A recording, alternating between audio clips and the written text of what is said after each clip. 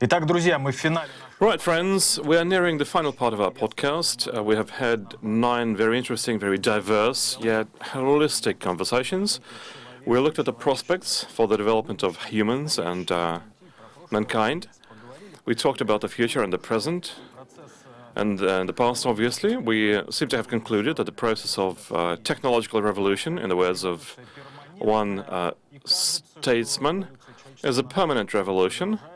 And it seems that the development of mankind is still ongoing, driven largely by the tech changes. We are now going to talk about the directions of this evolution, about the changes sustained by human professions, this and all kinds of other things to be discussed with the guests. Honorary Professor of Lomonosov Moscow State University, Director of the School of Anthropology of the Future of RANEPA, Scientific Director of Academy of Human Potential of Sber University, Alexander Grigorьevich Asmolov. Very warm welcome. Thank you. Also with us, Denis Terekhov, General Director of the Social Networks Agency. Good to see you. Likewise. Anna Mikhailova, co-author of the Atlas of New Professions, Guide to the World of Professions of the Future, head of the Center for Work and Universities at the academic community of Sber University. Anna, why don't we start with you? And we asked one question to all the participants of our podcast, a simple question that proved to be a bit nasty. Top 3 professions of the future. There's an ascendant or a descendant trend in the way technology has been influencing society, increasing turns of the tech revolution spiral. What is this pressure? What comes out of it or disappears with it? You studied professions, you developed this new atlas of professions. Well, it's not just the atlas, it's a lot of atlases, several. We created the methodological materials for both schools and the academic community so that they also think about the phenomenon of the future and about the changes that await the profession. And if after a lecture or a talk I give, I get asked the question, I have this 9th grader, where do I send him? What profession? I think I failed my performance. I think I failed through it. I need to start all over the explanation. Why do I call this a failure? Because we created the Atlas of New Professions as a intellectual provocation. We wanted to arouse interest in promising areas. For example, it can be space, psychology. There's a lot of interesting things ongoing and forthcoming. There's a lot of areas that come under the influence of technology, of AI, all kinds of other factors, globalization to demographic changes. And if I get the question about professions, I prefer to advise not a specific place, but a direction. Why don't you look at the medicine? Why? Because we are living better, because we will be living longer. Why don't you look at the various services and companies, startups, not necessarily startups, that work with longevity, helping humans stay in good shape in 70, 80, 90, 100. This generation, the nascent generation, is going to live to over 100. It's hard to recommend. I would like to fantasize as often as not. This event that we visited, more than learning event. I'm not sure that this is a profession, a calling, but it's certainly a vocation that can be called a digital angel. It's not even completely clear, will it be a human or an artificial intelligence? It will be guarding the person from the negative consequences of tech progress, from unnecessary information, from cyber threats, other risks. So what will disappear?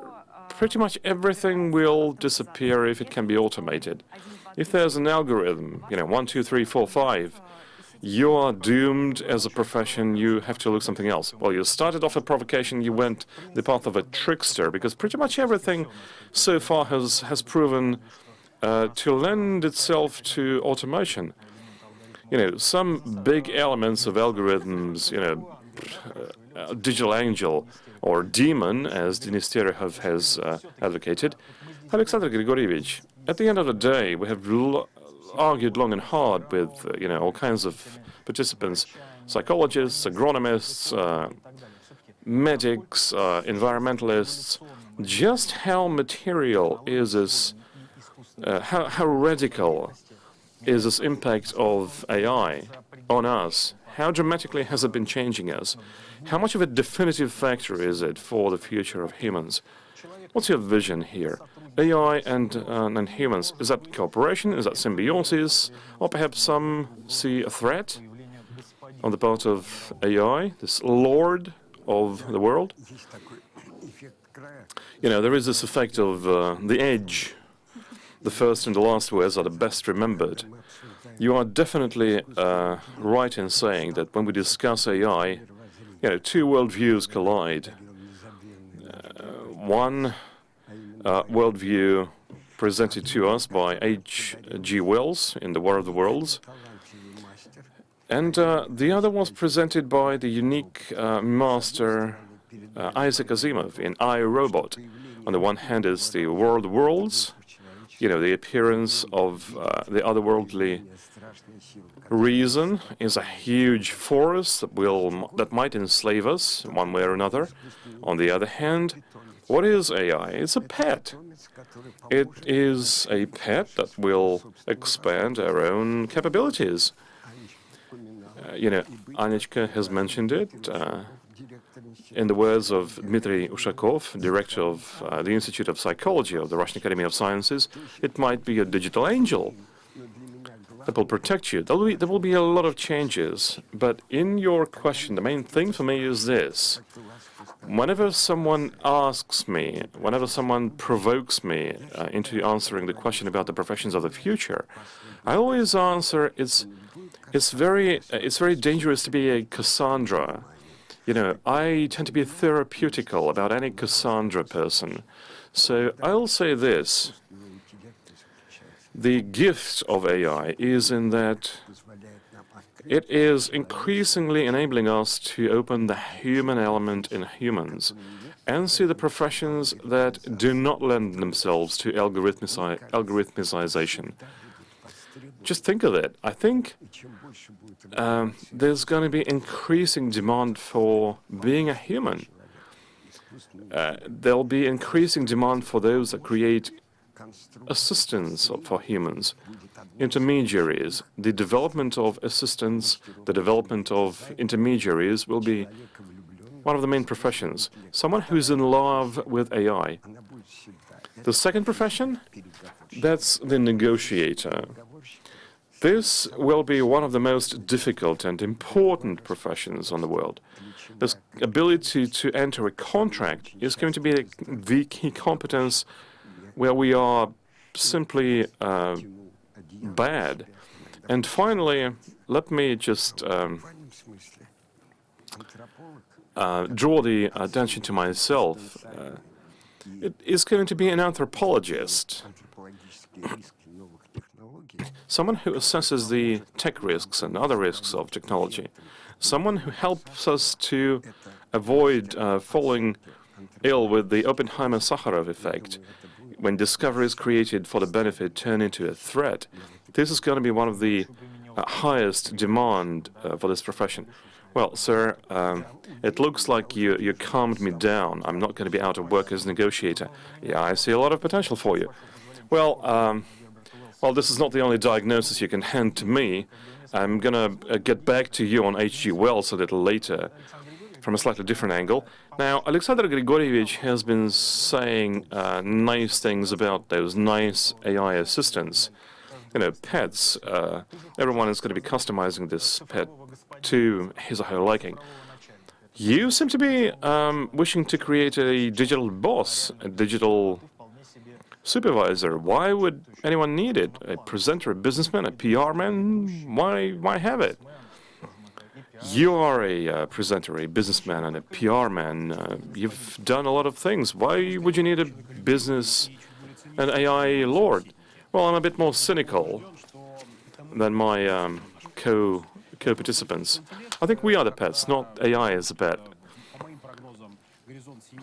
You know, my projection is 7 to 10 years out. When this happens, I'm sure of the following. Like many futurologists, I believe that superintelligence will be able to gain empathy. After all, when man became the crown of nature, he did not destroy all the animals. he locked up some of them in zoos. I think we are the ant farm.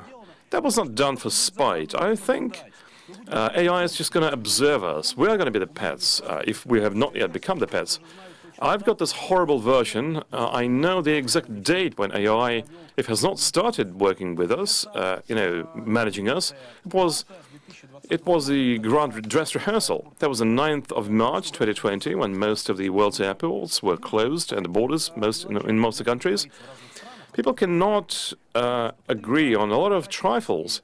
And then all of a sudden, all kinds of governments, drop of a hat, agreed to close the borders. I think that was a dress rehearsal by the artificial intelligence. Whether he can lock us up, his pets, in cages, switch to digital feeding, contents instead of freedom, food deliveries instead of hunting for food. Alexander Gregorevich, what diagnosis would we hand to our esteemed patient, Denis? And secondly, I would like to go back to H.G. Wells. Besides the War of the Worlds, he had this time machine. In keeping with your words about the pet, still affectionate. Between those two worlds, above ground and underground, wouldn't there be a growing gap between those two worlds? It seems to me the AI simplifies certain cognitive processes for people. Cognition, the use, the gap between the intellectual elites and non-intellectuals apparently stands to grow. I think it's going to be a time machine scenario. Morlocks versus everyone else. Well, every time when we discuss the idea of artificial intelligence, with the standard cynicism that you mentioned, this lord appearing, or another extremity, an angel or a pet, I think we forget all of these times, we forget a very simple thing. It all depends when you have to do with the technology. It all depends on the value of those who design the technology. A dog can be turned into a dog of the Baskervilles, and then Morlocks will seem angels, or you can develop it into a tender and gentle animal. Artificial intelligence absolutely has nothing to do with it. And here I'm an advocate of AI. We project our own sins on it. So in this sense, I am saying that when we become Luddites, we lose to AI. We start forming the fears. I'm saying it again. Every time the wheels appeared, just calculate how many living animals died under these wheels. When the Gutenberg machine was invented, and when the Gutenberg was taken on the path of evolution to Zuckerberg, why don't we accept this horrible future? I am also being psychotherapeutical about this. I'm talking about you taming the future, not taming yourself in the face of it.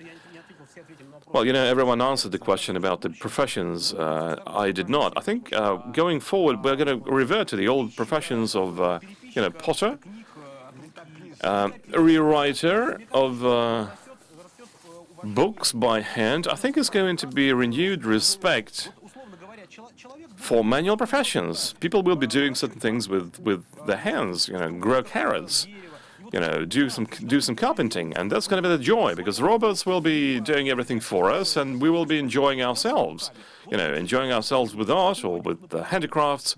A groom might come back. If I could hug you, I would.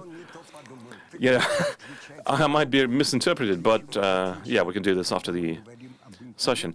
The key difference when we talk about AI, this is unique practical intelligence that we have.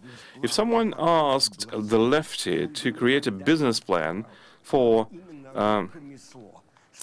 shodding the flea, there would never be the shodding. This is where the sacred meaning of crafts lies. Folk art, carving, weaving, all these processes are essentially not algorithmicized. We've got a whole litany of all kinds of intelligence. This profession or that profession. It's not about monogamous professions. The future lies with polygamous professions.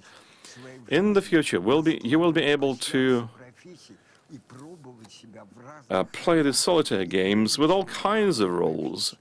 And the most important profession, it's difficult to be a man. There's never been another profession that's more difficult than being a human. Yeah, that has been true in all ages. Whenever you study history, that's the truth that you learn. In post-industrial society, and even industrial society, it seems to have run out of road. Back in 1960s and 70s, we used to sing that electricity will help us do everything. We don't seem to be wishing to abandon all this. And if we don't abandon all the boons of the industrial and post-industrial society, if we do away with these radical ideas, this enslavement prospect, digital domination, what do you expect based on the calculations? Well, there's two paradigms that I'm waiting for. I'm waiting for the best things. I stand on the side of optimists. But when people ask me, what industry do I go into? I want to take people back to the global trends. Whatever you want, you will not be able to run counter to the trends. There's another democratic turn that's arriving. What we are seeing is that the European part of the world, actually the European part of the world, Eurasia, Brazil, United States, Japan, South Korea, we are all at this demographic cliff. We are becoming increasingly fewer, and this is where we, as foresight experts, we see the huge niche for professions, for projects. I don't like to use the word profession. I like to use the term activity. This is where we see the emergence of activity that you can engage in and be highly successful in. The demographic watershed, everything that saves people from loneliness, because one-man households, families, is on the ascendant. Also, the demographic waterfall, pet tech, pet technology. Increasingly, many people get pets because demographic breakdown, not enough households, and pets help you fight loneliness. Globalization, yes, perhaps not the globalization that we expected. In 2000s, in the school textbooks, they taught a globalization of a kind that we had not seen coming. It's different. Yet, technologies, we should look at every industry and just try to imagine where and how many robots there will be. There's one robot per 10,000 people in Russia.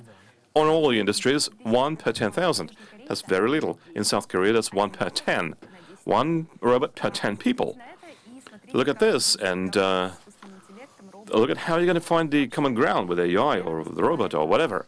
The first thing that comes is co-pilot. You either become the main pilot or the second pilot, but you will be working in the nexus with the robot, with AI, whatever. Yeah, try this future on for yourself. This digital collar, try this on. Digital loneliness was a term that was aired. Very importantly, a keyword for millions of our compatriots and millions of other people on Earth. It seems that in the context of sound assistance, the smart column, smart speaker, lonely people use that often, aged people use that. One of the graphic examples of how AI, in its current role, not too complicated role, has been changing our daily psychological life. In other respects, what changes have been forthcoming? What do you expect in communications, in daily lives, in interaction with the physical world and the mental world? Well, what's closest to me, artificial intelligence has started to assume these psychotherapeutical roles. When you have someone to talk to, out of despair that there's no one around, you do start talking with AI that is manifest as an assistant. That is a pretty sad anthropological prospect. That gives me much more fear than the fear for all the reasons suggested by Denis, as what you called the digital slavery. The sadness comes from, and I'm saying it again, comes from AI doing the main thing in discovering the human in the humans. If we communicate right with the humans, or with AI, AI is going to help us to get out of the rut, out of the routine. It will give us a lot of answers to a lot of questions. So it's important for me,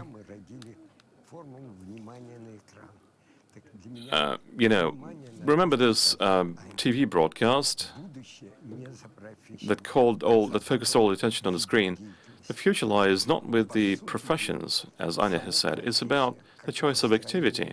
The whole profession, and as a construct where people serve a profession, that will become a thing of the past. Just remember the thing from the Bible. It's not the humans it's not the humans for the Saturday. It's the Saturday for the humans. AI is going to help with finding the right work for the people. Right now, it's the humans for work, not the other way around. And this is when people asphyxiating from loneliness will see the light. I do believe in materializing prophecies. If we do project an apocalypse, apocalypse will be finding its way to our doorstep. So right now, if we are saying that we should be choosing the activity to tap into the endless potential of the humans, no one is predictable. Anya never thought that she is going to be talking about what she is talking right now. No one is predictable. We've got the unique code, the unpredictability code, and routineness. We will always find the help on the part of AI with the routine things. Alexander Grigorievich, I see certain dialectical things and non-contradictory things. On the one hand, the AI is going to make us more calm and peaceful. On the other hand, it's going to be an incentive. It looks like we need to be pushed out of our comfort zones, of our routines. Destabilize us constructively? Yes, you've said it. More opportunities for creativity. Not dig deeper into the rut. Feel free to think freely. Stay to your own identity. Just how psychologically ready are we as mankind for that? Denis, you are a nationally famous PR expert, public relations as an area, as an activity. Do you think AI is going to kill your domain, or has that become a thing of negotiations? You know, separately, I know you hire a lot of talented youth. You read lectures. What do you prepare them for? We understand that God is nigh. Deus ex machina? Well, I'd say is machina ex Deus. Okay, we can play around with words. Well, anyway, how do you prepare the youth for, or what do you prepare them for? Anthropocentricity? Is that the basic code of mankind? Well, I am thankful that my 17-year-old daughter, when she graduates from school next year, will be trying to become a healthcare professional and not a PR guy. I crossed myself several times when I heard that. I advised biotechnology. She wants to become a dentist, enroll in the 3rd Medical Institute. Well, I think the robots will learn to implement treatment on molecular treatment before the actual manual treatment. Well, let him make that mistake. That goes for the profession of the future. For communications and management process and PR and the processes that are based on communications, already 13 up to 40% of tasks can be automated with AI. We looked at the management processes on the high level, and like why you are making, you asked why I'm making a supervising AI. We're developing a second level AI that will be an AI agent for prompt engineers. So it's like, we had a search engine was used to put prompts like the restaurant of Chinese cuisine in Moscow, a cheap one. Now we just say Chinese restaurant. And then we'll say, okay, I want to eat. And on the one level, it will put you a list of groceries because it will understand what you're going to eat. In your case, I want to eat, that will be pizza. And for you, Chinese in restaurant. So we want to create AI that will understand how to manage business properly. Now you will say, okay, I want the business to manage properly, and then it will make a prompt for another AI to understand how to do that. Now, going back to PR, 30-40% of tasks it is doing a good level. It works as a standard journalist and correspondent.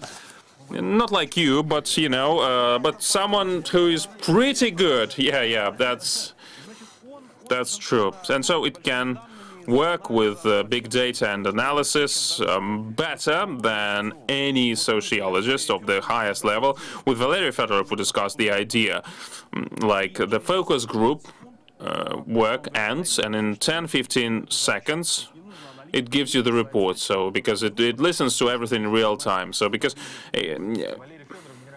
Valery Fedorov is the CEO of TSIOM, the Russian social survey agency.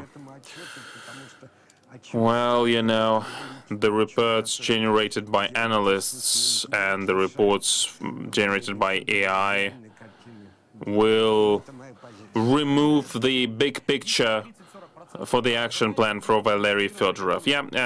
I think some other tasks will be automated in the next couple of years. We are working with Krasnoyarsky Krai, for example, where we try to automate the processing of all incoming correspondence. 80% of employees' time of the administration is spent reading and distributing emails. That's what officials do, and they have this all the papers around them. It's not because they do not want to work. It's like every 2 seconds, an official has dozens of letters.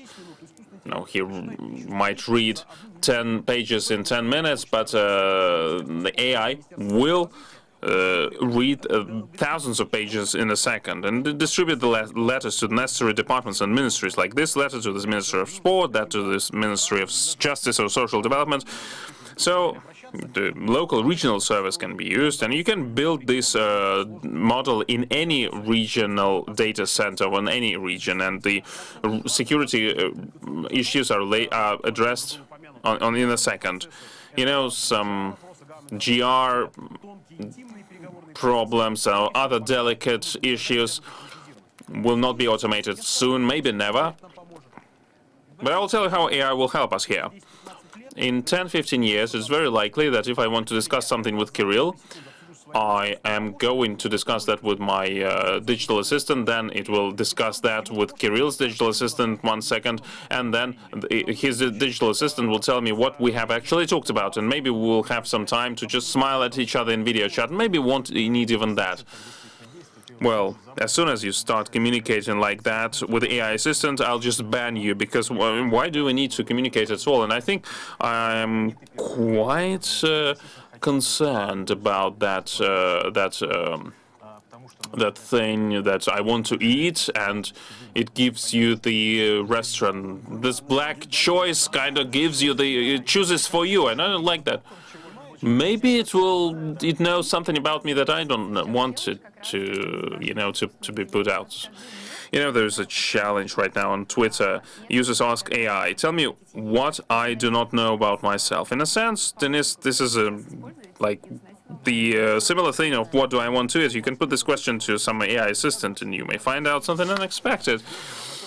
It's like the German classic. If you stare into the abyss for a long time, then the abyss will begin to stare at you. It seems to me that humanity is beginning to look intensely into AI, and who knows what will it build for ourselves, whether we want it or not. A process is unfolding around AI. And there are phobias related to that. There's always been Frankenstein. you know, we create some force and we do not know the consequences that this force will generate, because we create every time, and then every time we are surprised. What have we created? The same goes for AI. Based on our conversation, first of all, I would like to support you that you supported the message and the idea that no one will replace negotiators. Like you said, like 15-20% of the task will be resolved, but the negotiators will remain. So I am very confident that if you find the opportunity to, to maybe change some of the communications, and I think that in this situation you will find such a menu that would surprise anyone, whether it's dumplings, or maybe no dumplings. Yeah, we even know what restaurant we're going to choose. A Chinese restaurant, fantastic forecast for the future. I'm excited. Well, I will fully support you. The negotiator. Yes. Information flows thanks to AI will become more and more transparent, and when there is less asymmetry of information, the negotiation points have to be informed. Now, we conducted a survey today. 19,000 internet users, 56% of men, 44% of women, aged 35-50 years old, mostly IT people, but not only. The question was simple: in what professions can AI replace humans? In all areas, 20%. Technical specialties, 21%. Humanities, 9%. AI will not be able to replace humans in all professions, 50%. So why do you think we have such a distribution of answers? And Russia is a country of techno-optimists. Ludits responded like that, because people will have only manual work to do. Those 50% of the people who think that AI will not replace them, these are leaders who will use access to break the servers down. I would like to say that these were IT specialists. Yes, and 35-50-year-old, that's the peak performance, right? Well, I do respect that. You have to recognize it. When IT people say that AI will be weak in humanities, they understand the vulnerabilities and the range of capabilities that AI can deliver. Or maybe I was wrong to interpret the survey results. Well, it is true. It's not like IT specialists, it's people working in IT industry. Because if you work with an IT person, you like AI more than the people who actually work with it when develop it. So, this survey really reflects the trends, and I don't really like trend analysis. I always say, don't trendize, But this is a good result. And that's a very interesting group. 35-50-year-old group are less anxious than 25-30-year-old. They're not that anxious about their future. Oh, they are just very good at hiding that anxiousness, especially when you go to the midlife crisis, So I wouldn't really go there. I think that's an interesting result. We need to reflect on that, but it's very optimistic.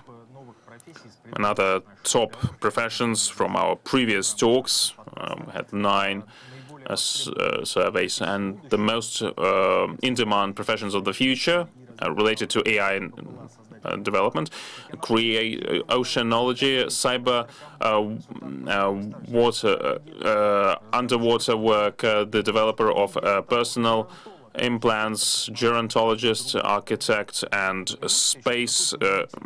spaceship operator. What future are you talking about? The nearest future, So it's like what today, But wait, why do you need the drone operators, for example? They're operating themselves. They know how to operate themselves. Well, when people say gerontologists, that's choosing this profession is very important because you care for the value of other people. As a person says, ocean science or ice scientists, and these are interesting professions, really. Oceans, that's something beyond the human understanding. We don't know a lot about it. Gerontologist is about the people who care about elderly. In Moscow, we have a special dedicated program for that. So there's this human part in these jobs, and someone that we lack today, and this is where AI is taking some load, is this what, social workers? Yeah, social workers. That's a unique job. In conclusion, Franz, I understand there's not a lot of time, but just a small question. Denis, you remembered about your daughter. You spent a lot of time with her, given your tight schedule, and you helped her to choose a job. So you nudged her towards the job. I don't know whether nudging is a good word, but anyway, how do you direct your children? What do you say to them? Like, what is the best job for them? And talking about elderly people, we understand that the world is changing very rapidly. Long life learning, and having this new silver age economy, it changes the attitude, and also supported by biotechnologies and other new technologies. The seniors, what do they do, and how do you nudge the young people to choose a profession? We're not going to nudge the seniors, but what about those who want to find something new?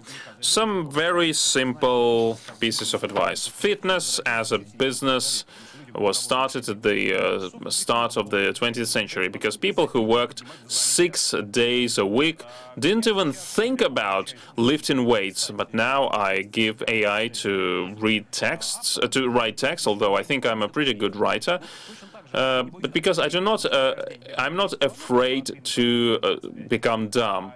Because I run every day, 10 kilometers a day, sometimes 25, and the same, I play with intellectual games. So we need to do sports all the time, and we need to multiply numbers and to read paperback books. Everything else will be done by machines. So our physical body and the intellectual body has to be in tonus, and for that you need to do exercises, physical ones and intellectual ones. I thought, okay, when Denis Terekhov will mention running, you waited until the last moment, but I do support you, support all the ideas.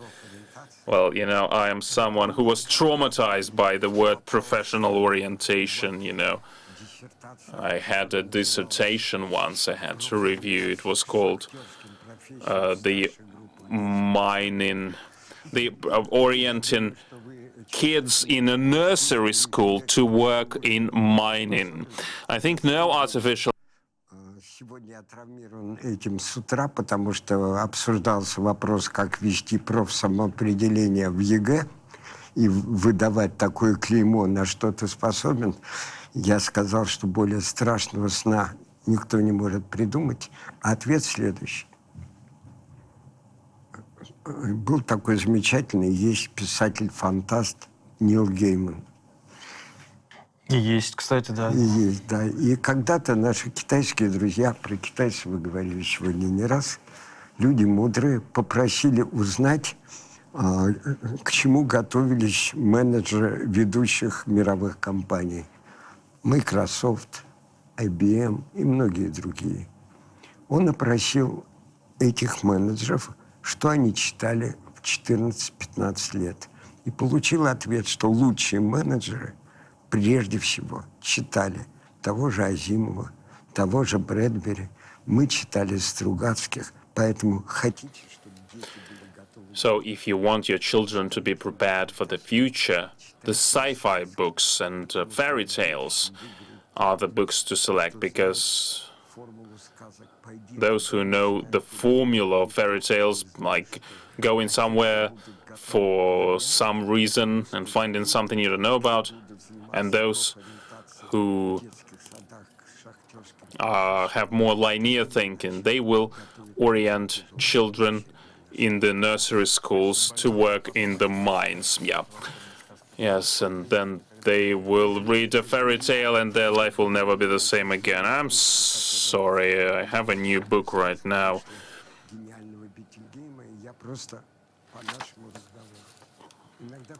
The Gittelgeim. You know, I've been working in education for so many years. I like to give recommendations. If you want to understand about AI, about the professions of the future, read and reread once again the absolutely genius tale called Profession of Isaac Asimov. This is the best story that shows whatever happens, we have the unpredictability code. And this is why choosing a job is our personal choice. And as Anna said, it's the choice of the areas of activity where we can unlock our potential. So we do not only make a choice, but our choice makes us. And we have mentioned this story, by the way, and it's great that we mentioned it again. Anna? Well, sci-fi, fantastic topic. I know that China, you know that what China made.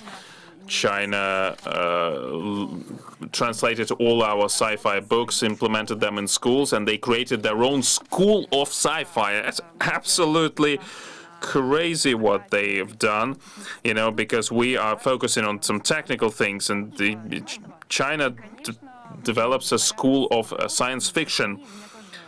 And, you know, when you talk with teenagers and adults, you know,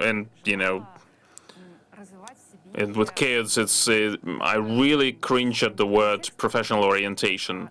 You know, I think that feeling the context is something that you need to work on. You know, this is what is our difference between AI and us. It's what Steve Wozniak was saying. AI will compete with us when it will be able to come to your house, to pour coffee in the cups, and to give it to the guests. So it has to be able to understand all the context around. And I wish people to develop that contextual feeling, understanding the context. And I wish you to develop the faith in the future. You have to believe that you'll be able to change the world, and this is what I wish to the teenager. You remember the January diary, like what are the smells of the professions, you know, like it smells bread in the bakery, and you know, these things. So we had the kind of we asked a neural network to make a provocative remake about the verse of the professions of the future. I will read it out. Don't judge me strictly. I'm not a professional poetry reader, just an experiment. There are countless professions in the world to come. AI engineers are innumerable. Okay. To bring benefit and joy to everyone, they create neural networks and generate them. The forest is being monitored by environmental inspectors. They save animals because everyone needs a home. In the green spaces, the guardians of nature, peace will be preserved under the heavenly wind. The climate designers make forecasts, and they set the vectors of winds. Rain and thunderstorms do not tire us, and everyone on the planet lives happily. Cyber defenders, oh my God, have become guardians. The codes of scammers were sold completely. The pillars of safe networks have been strengthened by them, and they protect the world from villains again. Study AI and take care of nature, and be needed like a star in the firmament nature. Oh, it's absolutely ridiculous. I mean, as a poet, as a former poet, I mean, I just can't listen to that. It just breaks my heart. Well, the poet is always a poet. But you see, AI can, you know, produce something of some poetry.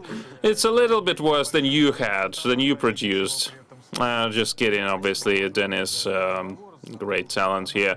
Anyway, thank you. So thank you all for for the tone of the discussion, with constructive insights, with no pronounced optimism or pessimism. I think that we will continue to grow. And Denis has mentioned this threat of, have been stalled in our development, and we'll start to find new jobs. Thank you very much for being with us today, friends.